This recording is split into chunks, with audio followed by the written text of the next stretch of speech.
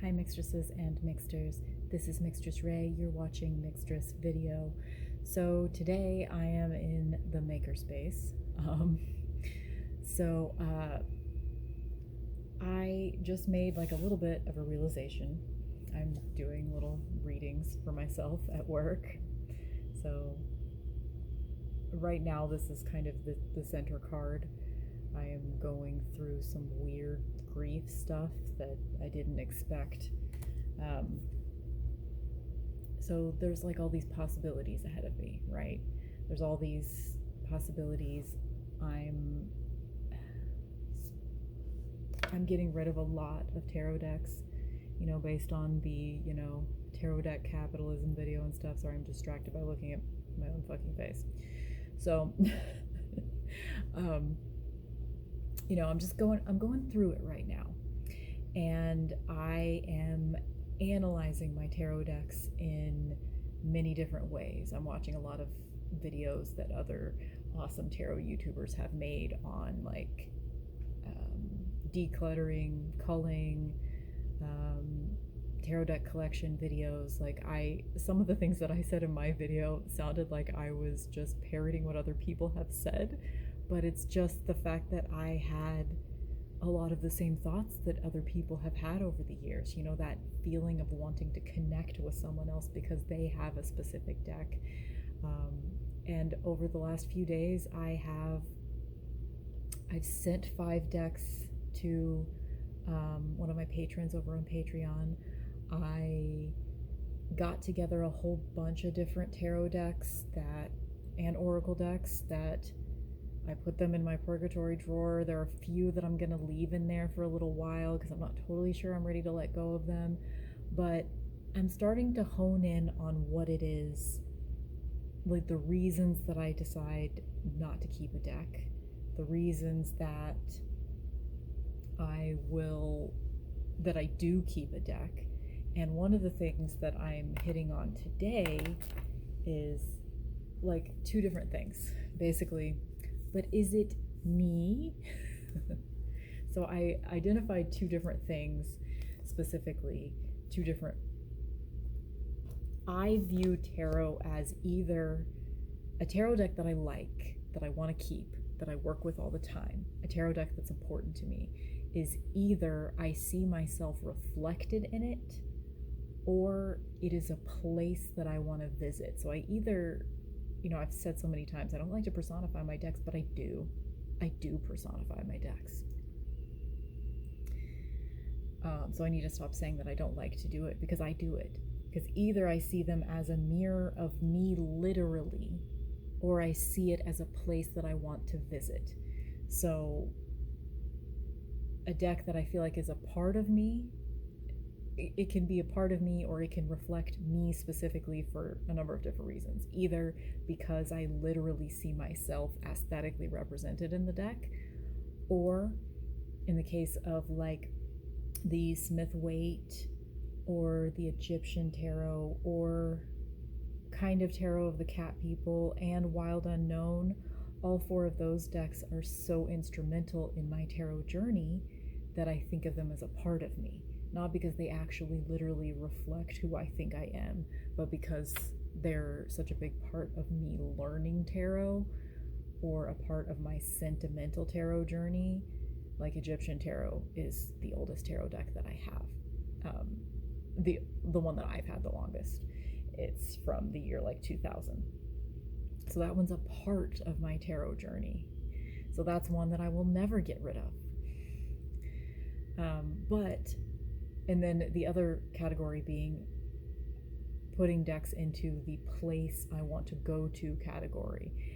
For me, Wild Unknown kind of fits in that, because it's a very specific mood, a very specific place.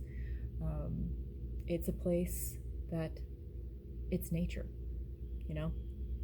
It is I like simpler decks for the place I want to go to kinds of decks for the most part, like Mystic Mondays and Field Tarot are both simple imagery, geometric, vaporwave energy. These are places that I want to go, places I want to be. And then with Santa Muerte, that feels like a place that I am sometimes allowed to visit. It is not me, it is not my culture, but it is a place that I am sometimes invited to. And I don't always feel like I'm invited, so I don't always go to that deck. But I have found that whenever I ask myself that question, is it me or is it a place that I want to visit? If it's not me, if the answer is no, I think I might be letting them go. Because there are some tarot decks that I have in my collection that I find to be breathtakingly beautiful, but if I don't see myself reflected in the cards, and if I don't find it to be a calming space to visit whenever I need, if I don't personify it as a person that is myself, or if I don't find it to be, if I don't personify it as a place, what's the word that I'm looking for there? If I don't turn it into a place and it isn't me, I think I don't need it. I think that's what I'm finding out. I think that's a key for me personally. So just in case that resonates with you, I offer it for the collective. Because I'm thinking right now as I'm looking at this, on my no category, I have Gorgon's Tarot, Spirit Halloween, Children of Letha, and actually White Newman should be on here. I just kind of put that in my purgatory drawer earlier today. Because I love that tarot deck and I used it a lot when I first got it, and I think that it's beautiful, but it is a beautiful place, but it's not a specific place that I would think about visiting, and it definitely doesn't reflect me. I'm not in that deck. The weird thing is, I do see myself in this Trionfi della Luna purple edition. I mean, this is my only my first week with this deck, so what will I ultimately think? I don't know.